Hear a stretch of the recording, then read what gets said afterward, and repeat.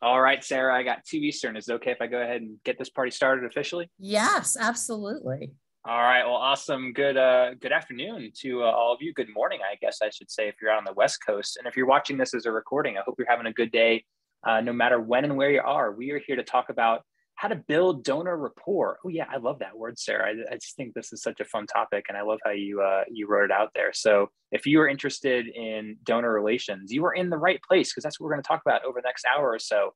I'm Steven. I'm over here at Bloomerang, and I'll be moderating today's discussion as always. And just a couple of quick housekeeping items. Just want to let you all know that we are recording this presentation, and we'll be sending out the slides and the recording later on today. So if you're here, if you're watching this, you will get an email from me with all that good stuff. So if you have to leave early or maybe get interrupted or you just want to watch it again, share it with a friend or a colleague, don't worry, you will get all that good stuff later on today. But most importantly, we would love to hear from you. There's a chat box and a Q&A box. You can use both of those. We're going to save time at the end for Q&A. So don't be shy. Send in your questions and comments along the way. If you use the Q&A box, it might be a little bit easier for us to see, but we'll try our best to get to as many as we can before the 3 o'clock Eastern hour. You can also send us a tweet. I'll keep an eye on that as well. But the bottom line is we would love to hear from you. And if this is your first Bloomerang webinar, just want to say special welcome to you first timers.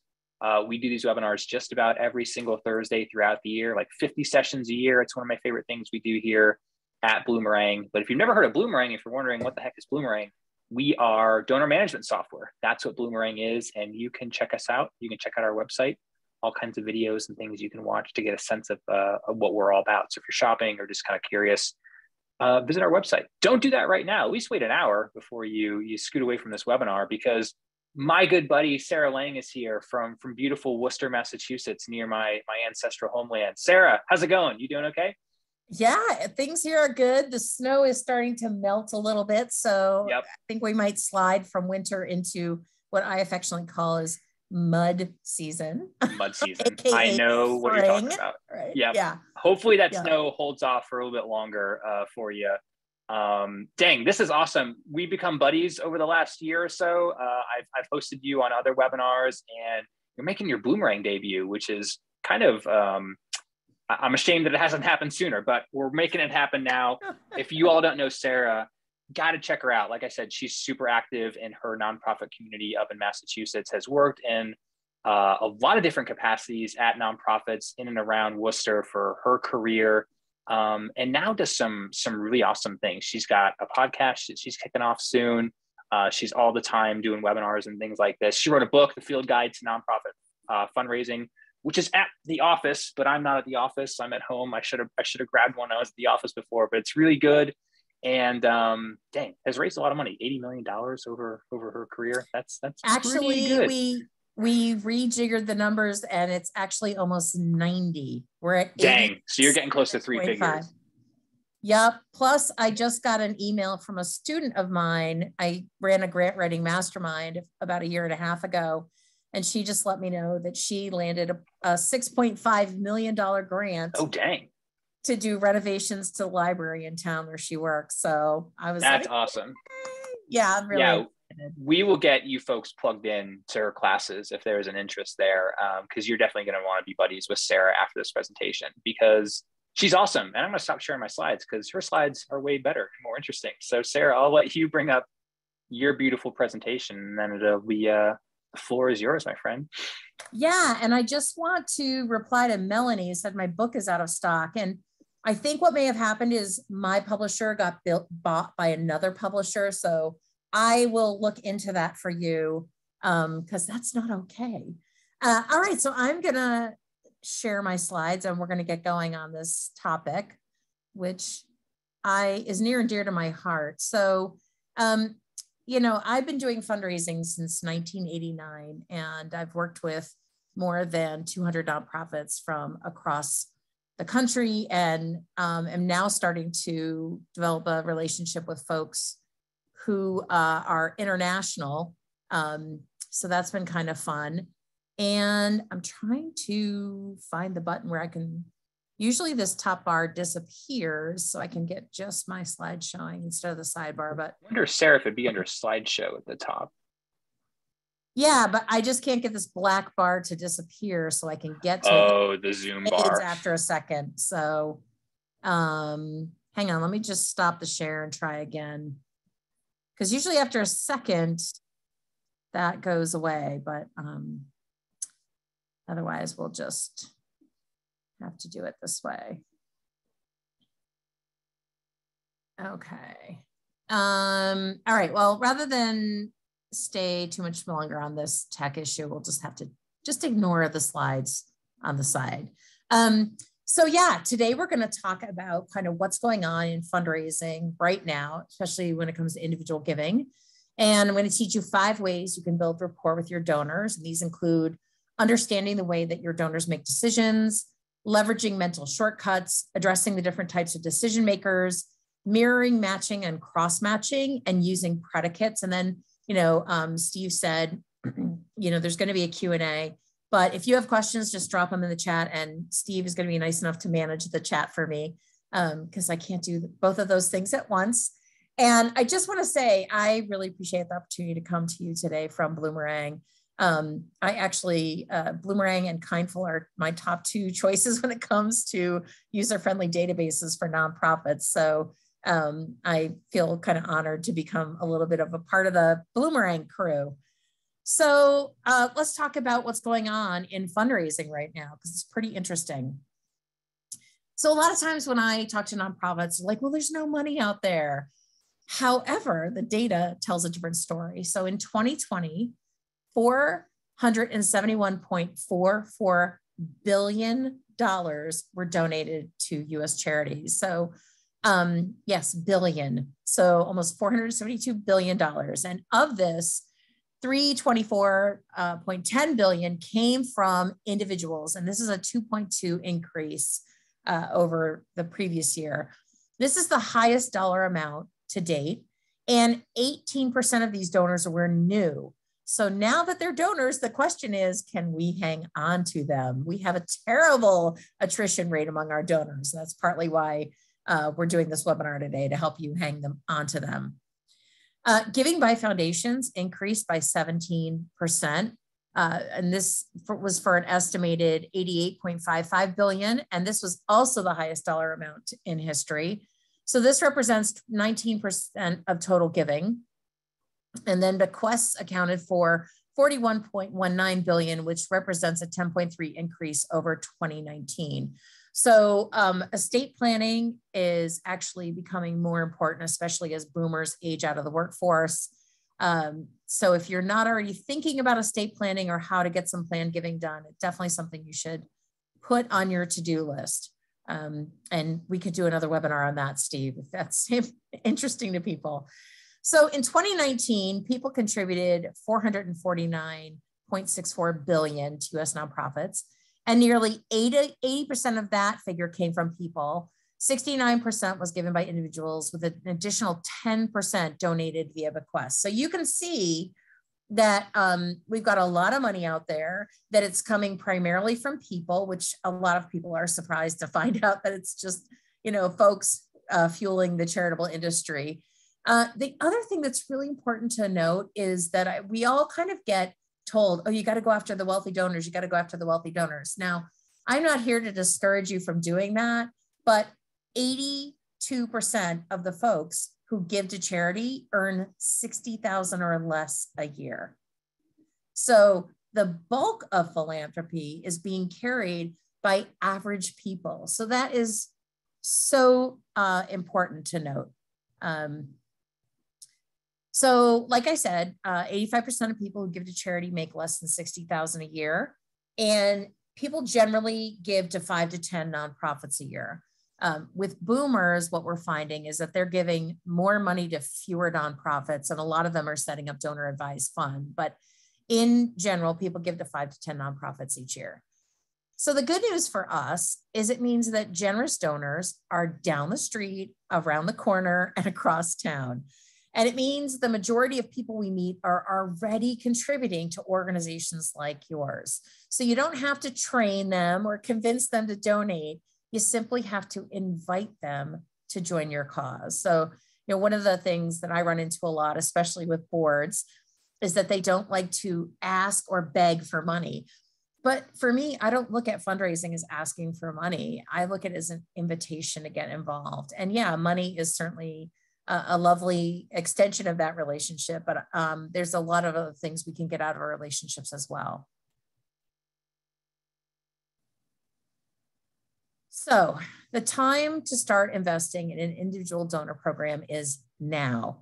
So never has our work been more important or more urgent, because people are hurting and people are yearning. They're yearning to connect and they're yearning to help. So one of the things we've seen over the last couple of years is not only massive disruptions in every system in our country, but also that it's revealed some real gaps that exist in our country. And so we can see that people are hurting. There's been a rise of homeless people. Here in Worcester, we have 29 food pantries.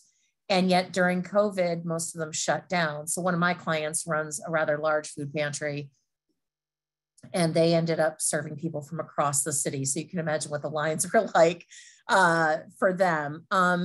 And we also have this other dynamic, which is that people are yearning. So people want to connect. They want to help. Generally people are good. They want to make the world a better place. And sometimes they just need direction from us in terms of what that looks like. So helping them help, right? So now is the time to build and deepen rapport with our donors who are caring and will carry philanthropy. So it's, again, important to know that this investment is going to give you a good ROI. So how do you build rapport with donors? Well, the challenge of an individual donor programming is that it's like dating, right? So you're not going to ask somebody to marry you on the first date, or if you do, they're probably going to run out the door screaming. So you got to get to know them. You got to invite them for coffee. You got to see if they want to do lunch, right? And so it's relationship building, right? And so there's only so many people you can do with that with at once. And this is why it's really, really important to get our boards involved, because the more people we have in the boat rowing the direction that we need to go, the better. So these tips to building rapport can actually help strengthen your relationships more quickly with more people. So let's start by talking about what is rapport. It's a close and harmonious relationship in which the people or groups concerned are in sync with each other. They understand each other's feelings or ideas and communicate smoothly. So, when we're looking for people to join our cause, they already have this affiliation with our mission. It's already in their heart, right? So philanthropy is a heart-centered activity, and people come and donate to your organization because it hits them on an emotional level. They don't do it because, some of them might do it because, they were asked to, and, oh, all right, I'll give. But, when you're talking about donors who stick around and donors who give at significant levels, they're in sync with your organization and they really want to support your mission. So there's that alignment. And I'll tell you a really quick story. So I lost my mom to cancer in 1998, but I don't support cancer organizations. And that's just, it's not my thing. Now, I support any friend of mine that has cancer. I will do laundry and cook meals and take kids overnight or drive them to basketball practice or something. But I'm just not that interested in supporting cancer organizations. Whereas my cousin lost her mother to cancer 10 years after I lost mine. And she cannot do enough for cancer. She's doing the 5Ks. She's an ambassador, right? So it just, we're all wired a little differently. And so the donors that are coming to you have that affinity, that affiliation with your mission. And so you've already got that tie between you. So you want to deepen it through rapport. So rapport is also the process of building of responsiveness. So the goal is to create a connection or a bond to build trust and to help the other person feel safe. So I'm just curious, what are you doing to currently build rapport? If you want to type those things in the chat, that would be great, because I'm always curious about that. So how is it that you're responsive to donors? I have gotten very involved with 3 particular organizations because they've been super responsive. And also I have a very high affinity for their missions, and they have done a really good job of cultivating and stewarding that interest. So, if you're doing things to build that rapport, put it in the chat so we can learn from you as well. So before we can build rapport, we need to understand how communication works. So some of you may already know this, but our words only comprise 7% of communication. Tone is 38%, and body language accounts for a whopping 55%. So this means 93% of communication is out of our immediate awareness. So if we really want to get to know what our donors are thinking and feeling, we need to pay attention to the music. So what do I mean by music? You have to look at their body language. You have to look at their facial expressions. You have to listen to the tone of their responses and the pace of their voice. So we need to really be present with people.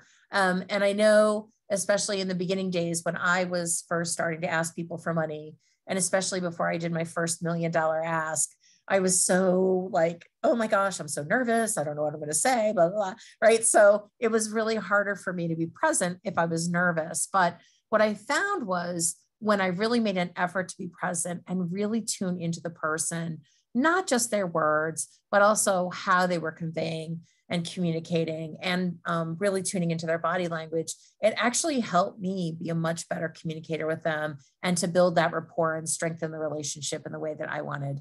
And they wanted to. So we need to understand the way that our donors make decisions. So, but making a donation is not the same thing as buying a t-shirt. Now, it's still a transaction or a purchase, if you will, but excuse me, there's an emotional component that we cannot afford to ignore. So donors need information to feel confident about their purchase, and we need to help them understand what their money is buying. So in other words, we need to connect the dot between their donation that they're making and the impact it will create, because this is why people are given to your organization. So for example, if I care deeply about homelessness, there's very little I can do about that on a personal level. I'm certainly not going to turn my home into a homeless shelter, but I'm going to support organizations who are taking care of and tending to the issue of homelessness. So that's what I'm looking to buy, right?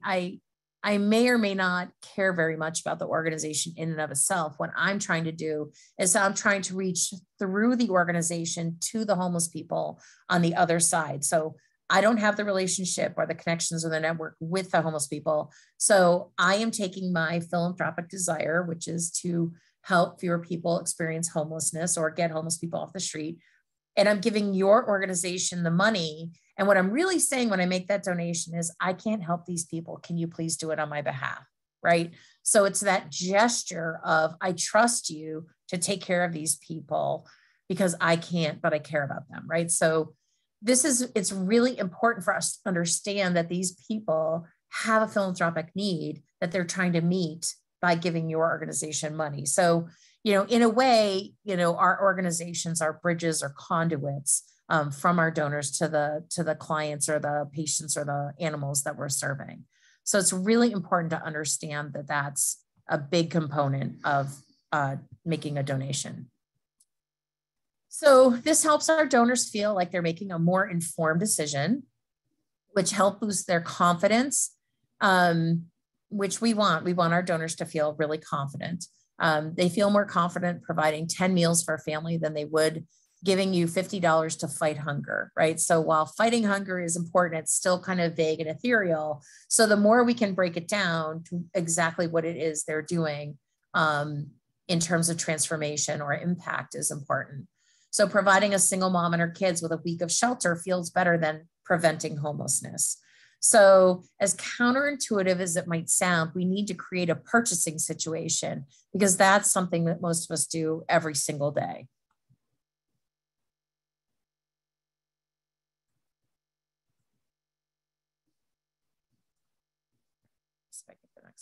Here we go. So there's two key mental shortcuts that we as human beings take every single moment of every single day. So, we have a lot of information coming at us, and I'm sure you guys experience this with your overflowing email boxes and maybe text messages or Facebook messages.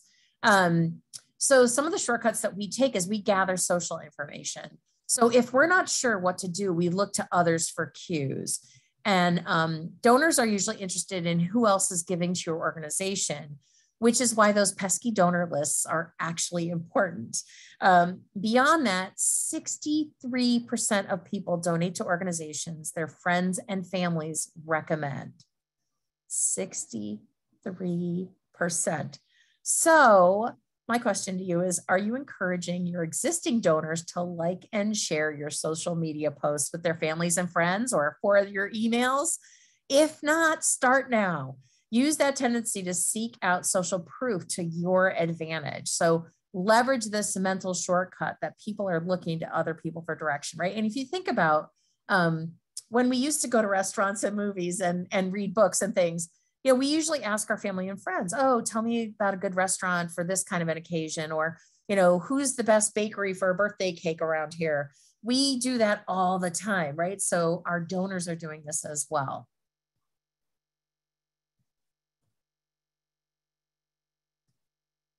So the other thing that we do is we gather evidence. So before we make a purchase, we usually want some sort of evidence to validate our buying decision. So more times than not, this evidence is rooted in recent experience. That means if a local nonprofit's been called out for questionable behavior in recent months, it could influence their decision to give to you. If this is a situation, you want to get out ahead of it by affirming your values and adopting or readopting the AFP Donor Bill of Rights. So the Association of Fundraising Professionals produces a donor bill of rights, and it's really important to abide by that so that your donors, again, have that confidence in investing in you. The other thing is it's really helpful to invite people to ask questions if they have them. You do not want people making things up, and that's what the human brain does. It makes stuff up. When there's a gap, it'll fill it in, right? So, you know, you want to demonstrate your commitment to ethics and transparency. And I actually have a client, and they do biannual town halls where the executive director and the board chair and their director of development actually have a virtual town hall. And what they do is they ask people, so they send out the invitation and then they send reminders and everything, but they take questions. And so they ask people to submit them the day before, and then they kind of sift through them. And then when they're done answering all those questions, then they invite people, if there's time, from the audience, so that they can get their questions answered. And it's very, very smart.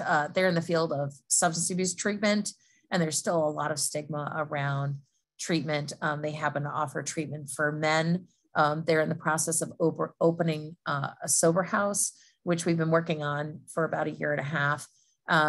So they figured they would get out ahead of the community and just start answering questions. So it's been a really good tactic. So you might think about that if that works for you. The other thing to understand is that there are 3 types of decision makers. So we all need differing amounts of time to make decisions. So knowing which type your donor is will help you convince and reassure them once you've made the ask. So wondering how to identify them? You can ask them to pick a speed on a Likert scale on your next donor survey, and we'll talk about those in a minute, and then save that information to your donor database.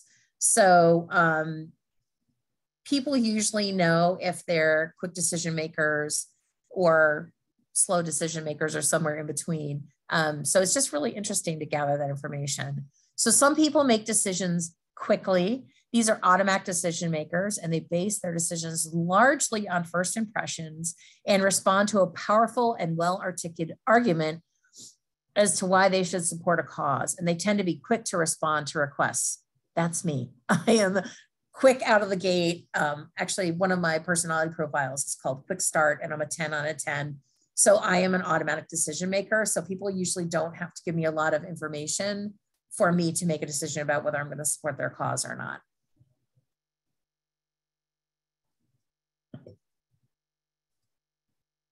So other people need to experiment with different kinds of decisions. So they might already feel like they know what the right decision is, but they're looking for information to confirm their decision. So these experimental decision makers need to hear the same idea in multiple ways, excuse me, and may need to be reassured. And so this usually happens through the process of asking questions and evaluating the answers you give to them. So I have two best friends from college, and one of them is this type of decision maker. So she asks a lot of questions and she needs information. And once she's got all of her questions answered, then she is ready to move ahead, but not until then. So these people need different approaches and different types of information and in different formats, usually, than your quick starts.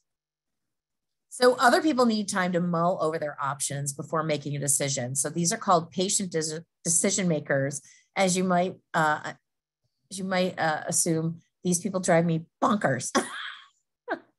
I want everybody to make a decision, but as a quick start, it just drives me bonkers when people can't decide. My older brother is like this, actually. So these patient decision makers do not make purchasing decisions on the spot. They're more likely to say they need time.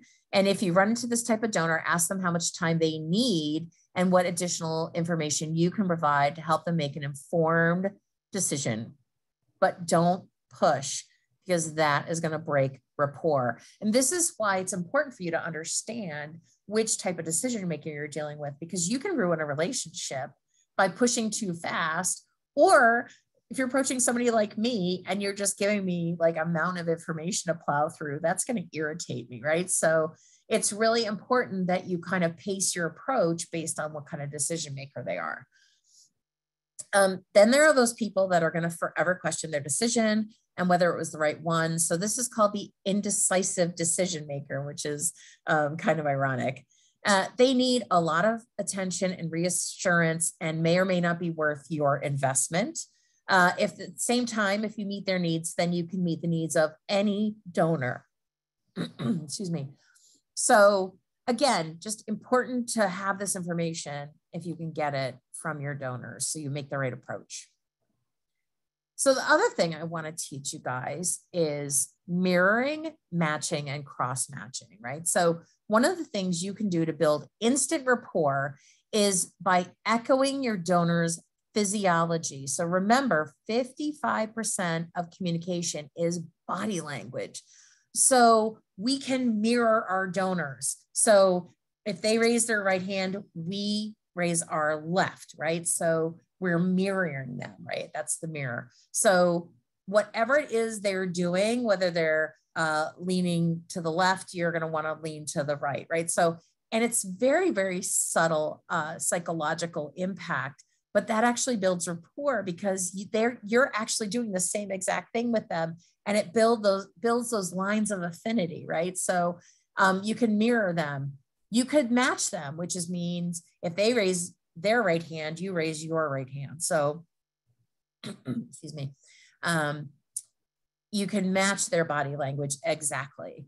And then cross-matching is when you echo their body language, but less exactly. So if your donor is sitting with their arms crossed, which hopefully they're not, you can cross your legs. But these are 3 techniques you can use to immediately build those bridges between you and your donor.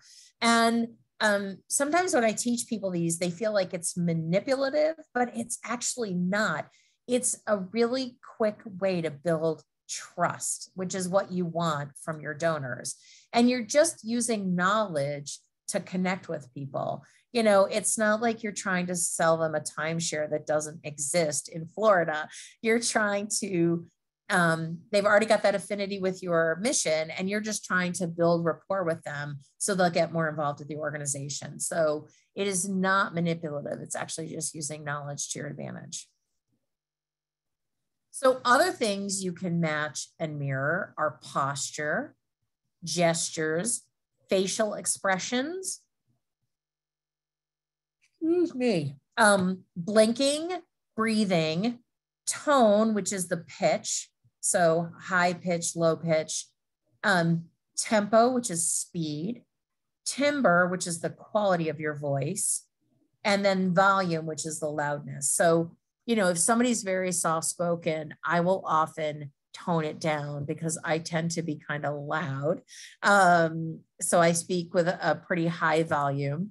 I tend to be in like an alto range. So if somebody's higher, I might adjust my tone to theirs. If somebody's lower, I might, drop down a pitch or two.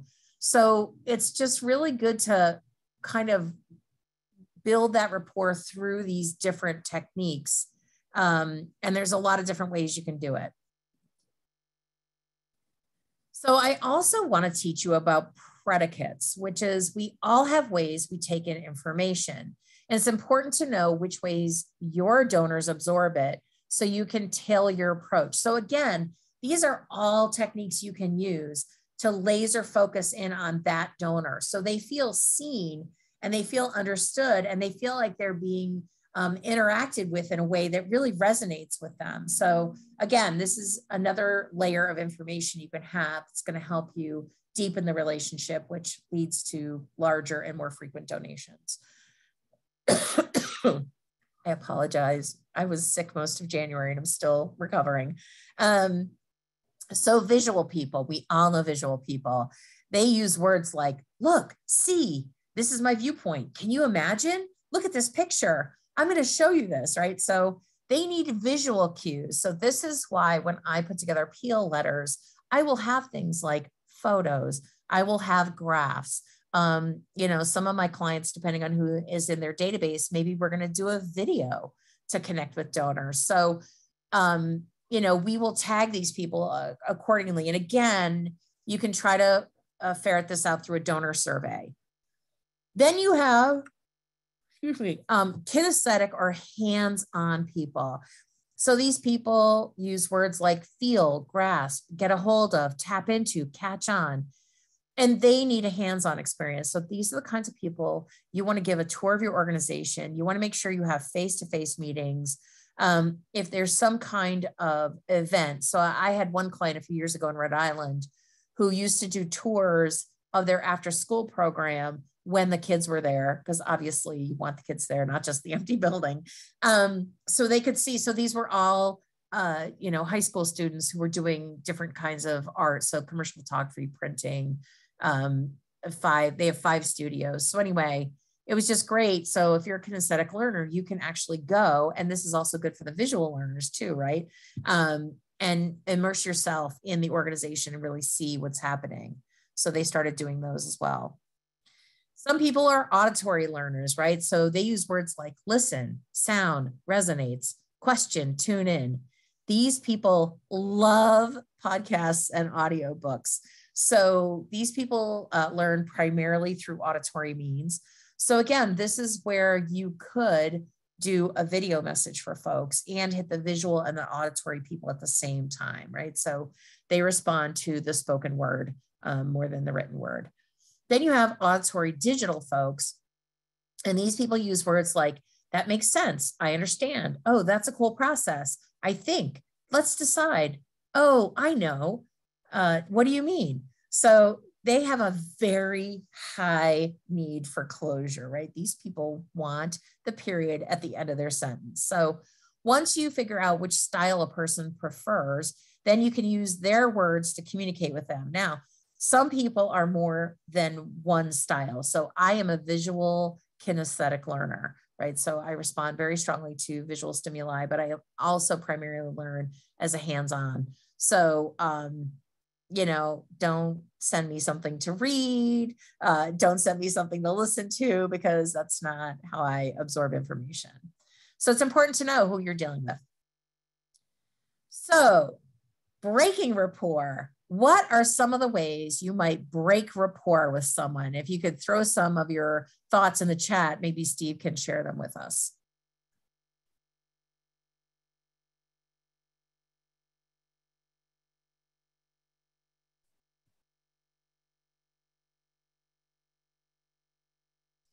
They're starting to come in now, Sarah. Interrupting, not communicating, not following through, giving ultimatums. That seems like a no-no.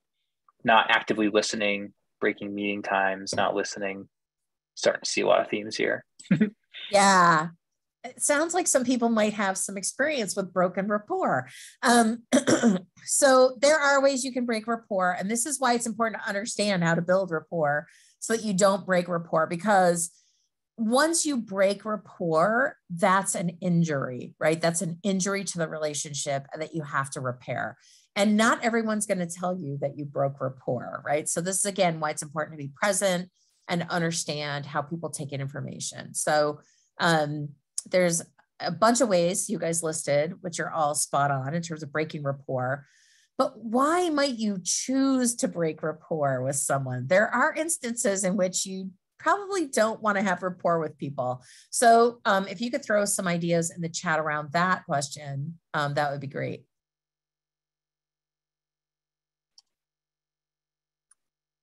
People are saying, Sarah, calling at the wrong time, maybe accidentally, misalignment with what the donor wants and what the org does. That's a really good one. Unaligned missions. A lot of people are saying along that line. Maybe crossing boundaries.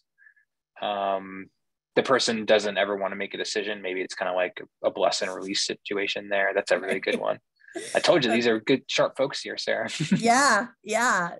Great answers. I love it. You guys totally get it. Yeah. And, I'm sure we've all been in those situations where we're at a community meeting, or maybe it's our annual meeting, or maybe it's the annual meeting of the United Way or a foundation.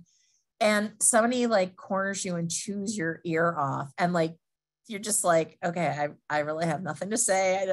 You're not trying to build a relationship. You're like, oh, I got to go. I see Joe across the room, right? So sometimes we can break rapport. So there are times when we do want to break rapport with people. So again, this is just another tool in our toolkit of things we can use with our donors. All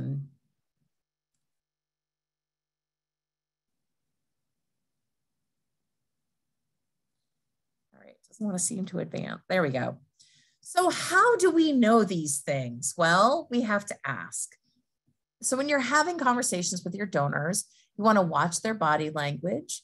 You want to listen to the words that they're using, and you want to ask them how they like to make decisions. Now, most of us make decisions in the 95% of our brain that's unconscious. So they may not be aware, which is why it's good for you to know what the decision-making styles are, because you can guide them down this conversational lane. So for example, you can say, do you think you're somebody who makes a decision quickly, or do you need more information, right? So if you know about decision-making styles, or would you think of yourself as more of a visual learner, somebody who likes to take in information, auditory information? Do you like to read?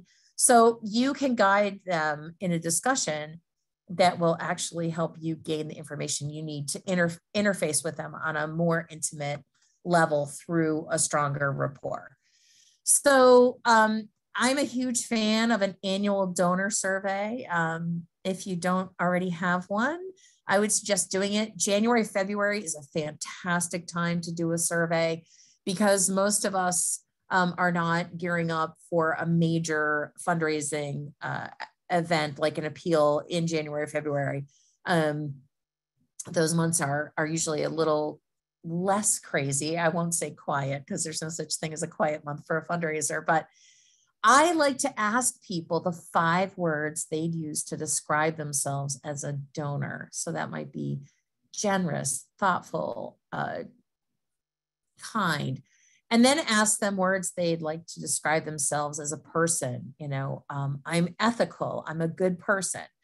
And I then actually use those words right back at them, right? So if they describe themselves as a generous person, so usually what I do is I will develop the old word clouds to see which words are the donors use most frequently. And then I will actually weave those into communication pieces.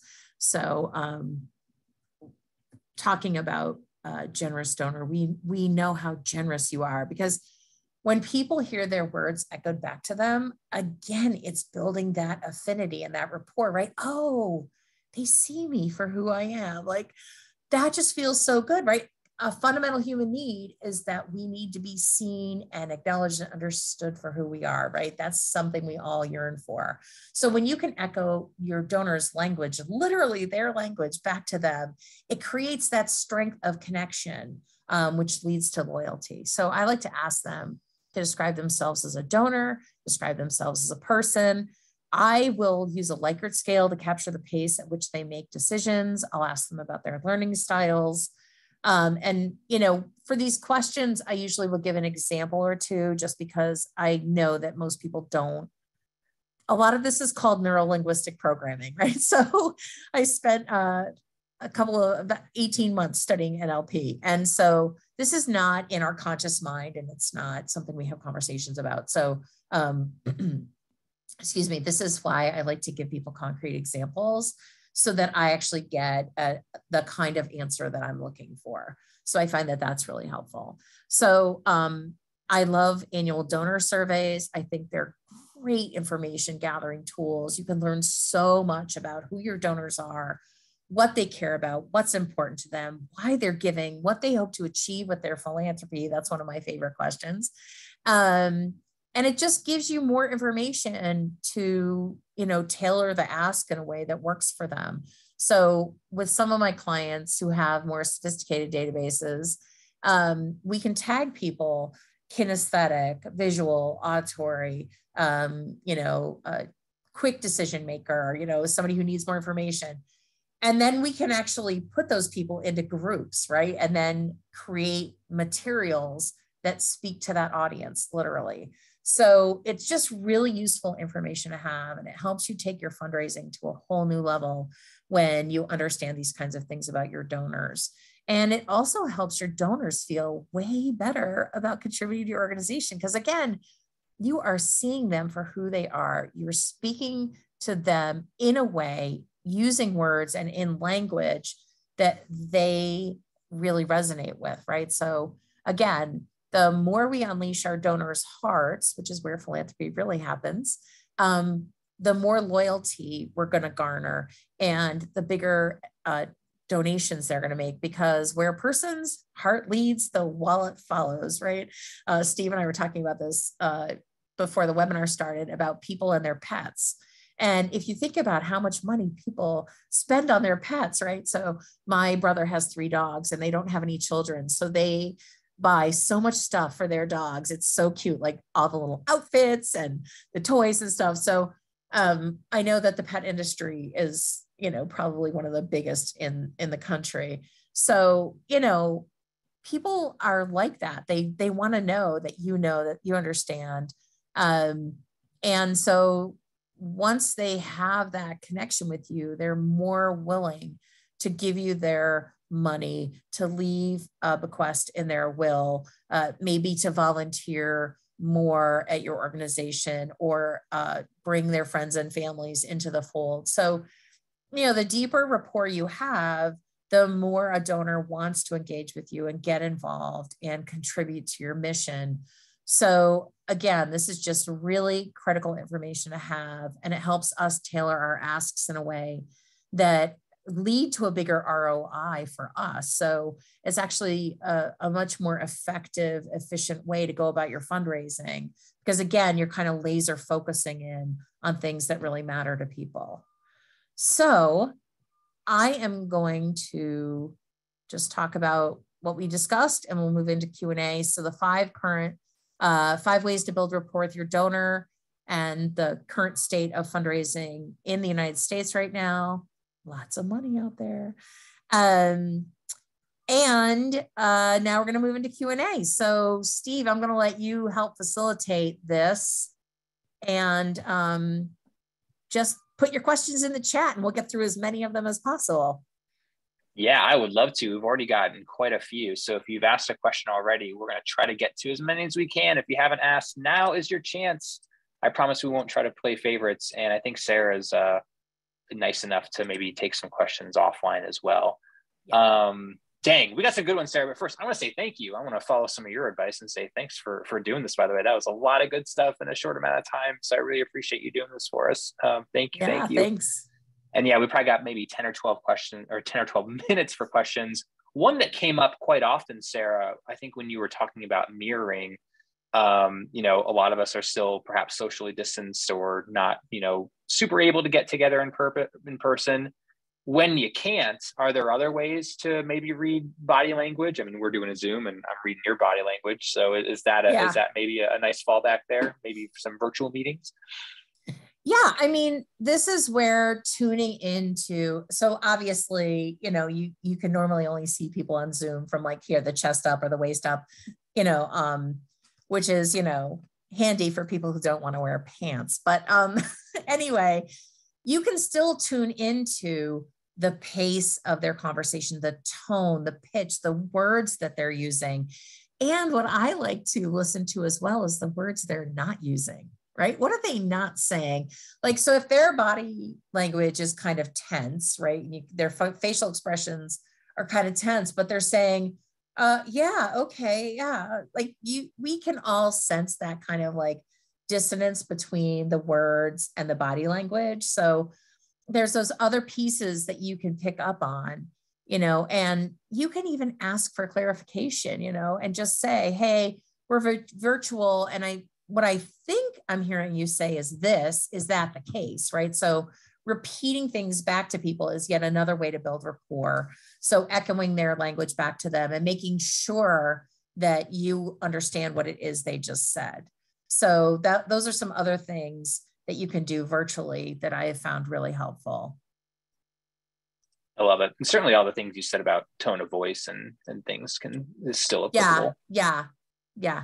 The other thing is, I will often, especially if I'm doing a discussion with folks online, I'll be like, so tell me what you're thinking. I know I've said a few things. I'm wondering what you're thinking, right? So then they have to kind of, help you, clarify, and it gives you an opportunity to see how your message is landing.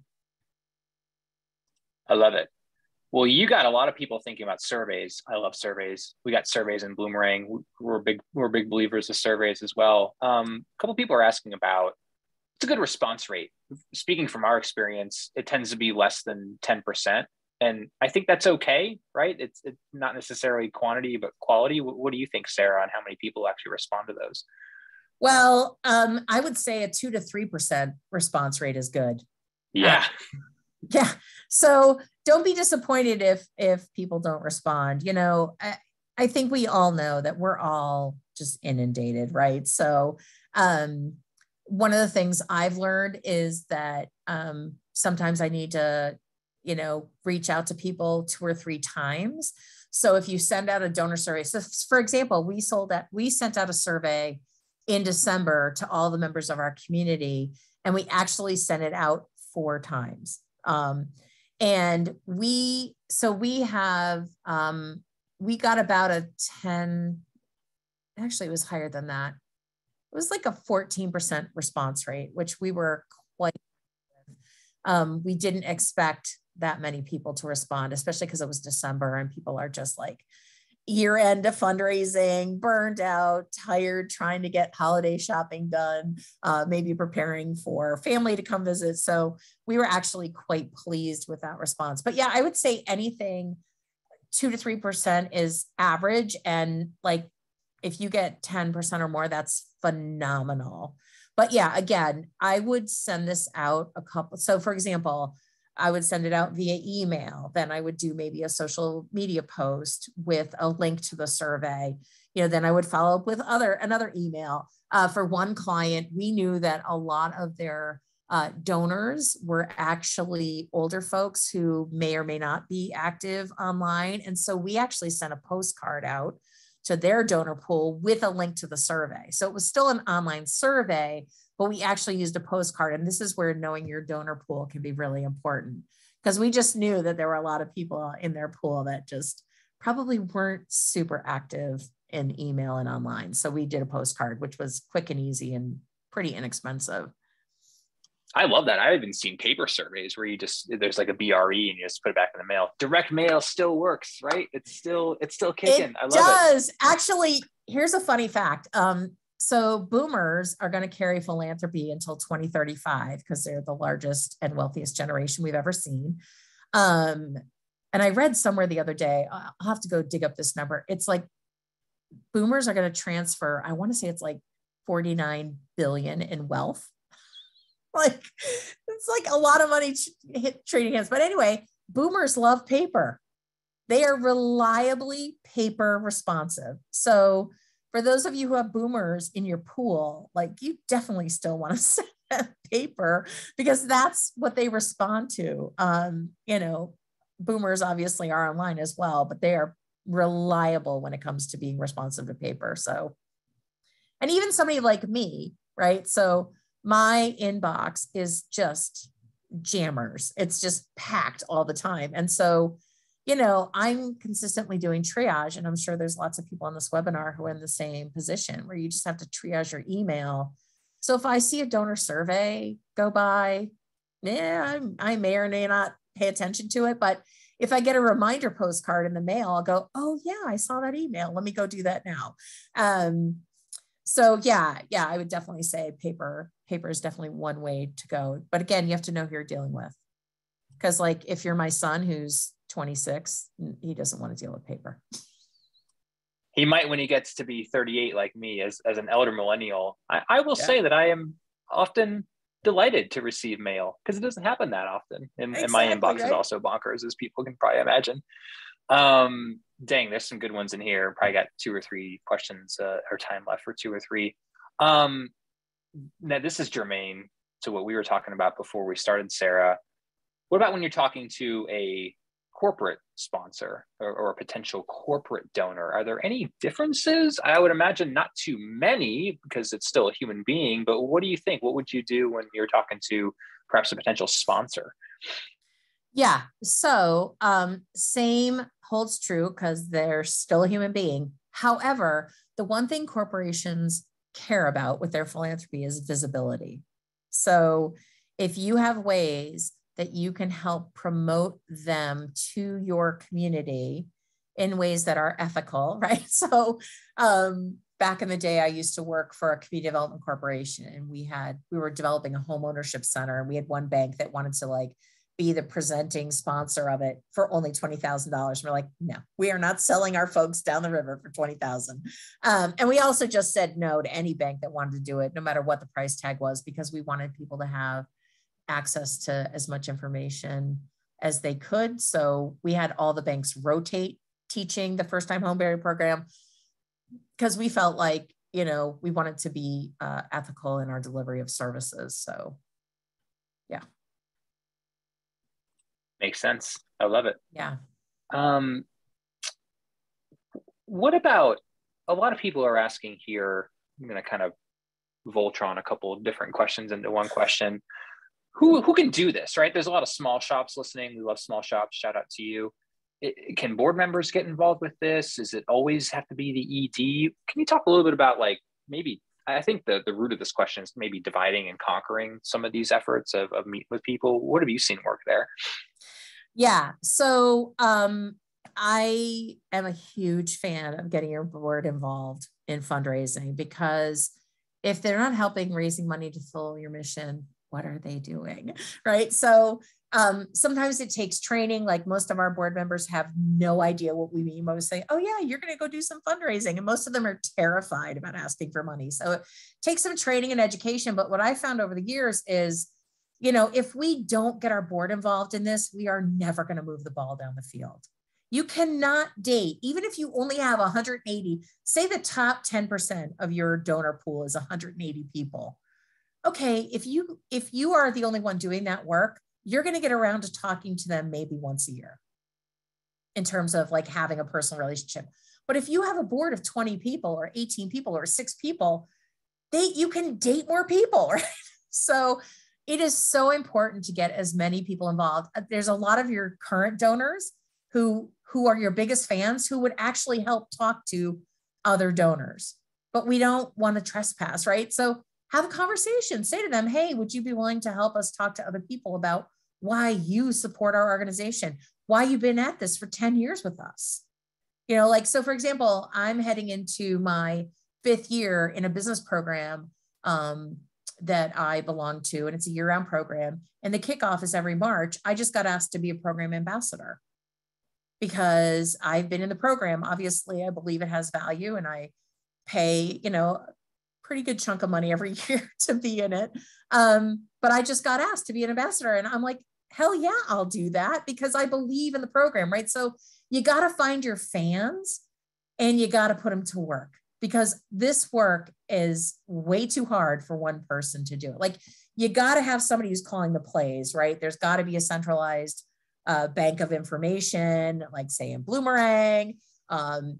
You got to have somebody who's kind of like organizing and herding the cats, right? So, but yeah, absolutely get your board involved. And I often work with boards to do fundraising. So I do a lot of training and education and coaching, and we do practice runs. So yeah, it's a big topic for people. I love it. Maybe a good last question, and we'll get the remaining questions to Sarah that we didn't get to here. We were also talking about this before we started, Sarah. Maybe some organizations are feeling like, we don't have those touching stories. We're not saving puppies and helping kids. We're just a library, or we're just whatever, not saving lives. Can still tell stories, right? I love all those folks. I think they can still do this. What about a pep talk for them? Yeah. If you think about the 501c3 sector of the United States, we are the ones on the front lines ensuring that the United States has a certain quality of life, right? So think for a minute what the United States would look like without a single 501c3. It would be a desert. Like, our society would be falling apart, right? So I feel like the third sector, I don't even like that we call it the third sector, because I think we're the first sector, right? Because we're the first ones who show up. We're the first ones to help. I just feel like we are given the crumbs, and to some extent we accept the crumbs when we are the ones holding the whole place together, right? We're the glue. We're the ones with our fingers in the dikes. We're the one providing people with food and housing and shelter, and animals. We're protecting their environments and their habitats. There's so much work that we do that is so critical to this country actually just operating on a day-to-day basis. So I want you guys to know that you are important. The work you are doing is so vital, right? So don't ever think that there aren't people out there. Sometimes it's just a matter of messaging or pitching. But yeah, you guys are so important. And that's partly why I love, not partly, it's a big reason why I love what I do, because I get to work with you guys every day. And that is such an honor and a privilege for me, because I know how important the sector is. So don't let people tell you that you don't matter, because you do. Couldn't have said it better myself. I just hate hearing that from folks when they think that they don't matter as much as others. Sarah, this was awesome. How can people get a hold of you? We'll get the remaining questions to you. So here's the scoop. Everybody, I want to make sure your questions get answered. So everybody that has a question, dump it in the chat. I will make a video answering your questions and get it out to you. And I also have a handout on predicates if you want it. So we'll get the email to everybody. But yeah, if you want a copy of the predicates, just put predicates in the chat and I'll make sure our team gets that to you. And, the one thing I want to say is just play with this stuff. Try one thing at a time. It's like a grand experiment, right? Test one strategy, see how it works, then try another. And if you have questions, I'm here. Shoot me an email. You can book a one-on-one strategy session. I do those all the time. But yeah, just believe in yourself, because I believe in you and you can do this. Absolutely. Dang, this was a lot of fun, Sarah. I really appreciate the pep talk at the end. Thank you so much for having me. It's been such an honor to be with you and the Bloomerang crew. I really appreciate it. Yeah, this was a fun one. And I really appreciate so many people also taking time out of their day to join us. We will get all that good stuff to you. The slides, a recording, all those resources that Sarah mentioned, we'll get that to you, as well as an invite to our next session. This is going to be a good one. No exception to today, obviously, but timely, hybrid and remote teams. Maybe some of you folks are dealing with that right now. I sure am. I'm at home. Sometimes I go to the office. Most of the times I'm here in this guest bedroom that everybody gets to see on Thursdays. But if that is something that is applicable to you, join us. Same time, same place next Thursday, 1 p.m. Eastern, I guess 1 hour earlier than this one was. So almost same time, definitely same place. That's going to Yeah, be a I good will one. tune into this because I have a team that's all over the country. So There you go. Tuning into this. I love it. Yeah. Say hi in the chat, Sarah. Let me know you're I there. will. But we will get all that good stuff to you later on today. So just look for an email Great. from Boomerang, and hopefully we'll see you on our next session.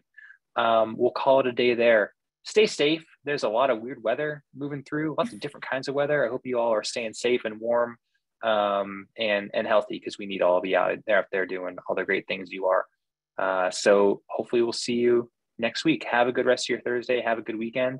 We'll talk to you soon. Bye now. Great. Bye, guys.